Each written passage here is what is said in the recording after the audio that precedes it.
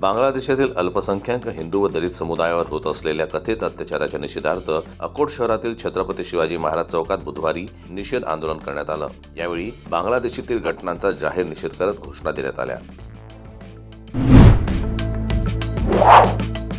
दिनांक 25 डिसेंबर ते 1 जानेवारी पर्यंत आयोजित करण्यात आलेल्या मोर्शी शहरातील शिवाजी उच्च माध्यमिक शाळेत डॉक्टर पंजाबराव देशमुख उपाख्य भाऊसाहेब देशमुख यांच्या 127व्या जयंती महोत्सवात 1 मिनिट स्पर्धा, वेशभूषा, सांस्कृतिक कार्यक्रम अशा विविध कार्यक्रमांचं आयोजन करण्यात आलं। अमरावती स्थित इरविन चौक समीपस्थ सेंट फ्रान्सिस झेवियर चर्च इथे नाताळ सणाचा आनंदोत्सव साजरा करण्यात आला। शहराच्या ख्रिस्ती धर्म प्रांतात प्रभू येशू ख्रिस्तांचा जन्मपर्व ख्रिसमस दिनाचा उत्साह दिसून आला।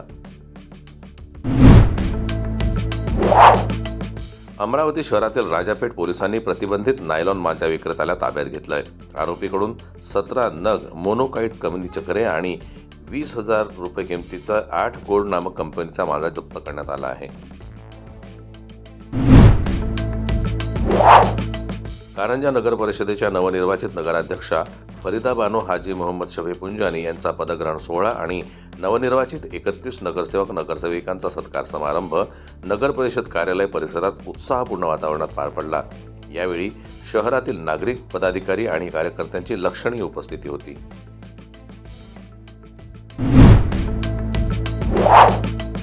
महानगरपालिका निवडणुकीच्या पार्श्वभूमीवर राज्यात आता आघाडी आणि युतीची बोलणी सुरू झाली आहे। समोर आलेल्या माहितीनुसार जिथे जिथे राष्ट्रवादी अजित पवार गटाची भाजप आणि शिवसेना शिंदे गटासोबत युती होणार नाही, तिथे अजित पवार गट राष्ट्रवादी शरद पवार गटासोबत युती करणार आहे।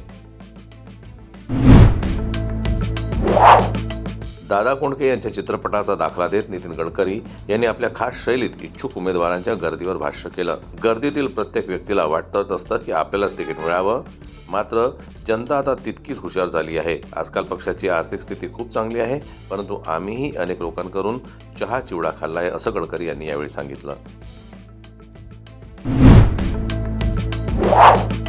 ठाकरे घराण्याचे उद्धव ठाकरे आणि राज ठाकरे हे चुलत बंधू मुंबई महानगरपालिकेच्या निवडणुकीच्या निमित्ताने एकत्र आले आहेत। त्यामुळे आता राष्ट्रवादीचे दोन्ही गट एकत्र येणार अशी चर्चा सुरू असतानाच रोहित पवार आणि अमोल कोल्हे हे शरद पवार गटाचे दोन्ही नेत्यांची अजितदादांसोबत पिंपरीत बैठक सुरू असल्यानं बैठकीत काय होतं याकडे आता लक्ष लागलंय।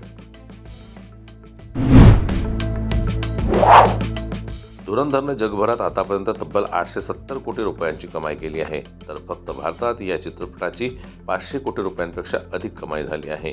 5 डिसेंबर रोजी प्रदर्शित झालेल्या या चित्रपटाचा खरा हिरो तर अक्षय खन्ना ठरला। रहमान डकेतची भूमिका साकारून त्यानं संपूर्ण लाईमलाईटच स्वतःकडे खेचून घेतलंय।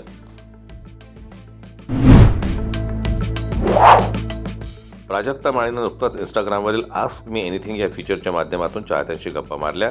यावेळी एका चाहत्यानं प्राजक्ताला बिग बॉस मराठीमध्ये सहभागी होणार का असा प्रश्न विचारला होता। त्यावर प्राजक्तानं उत्तर देत सर्व चर्चांना पूर्णविराम दिलाय। प्राजक्तानं उत्तर देत म्हटलं की कधीच नाही, त्यामुळे प्राजक्ता कधीही बिग बॉस मराठीच्या घरात दिसणार नसल्याचं आता स्पष्ट झालंय।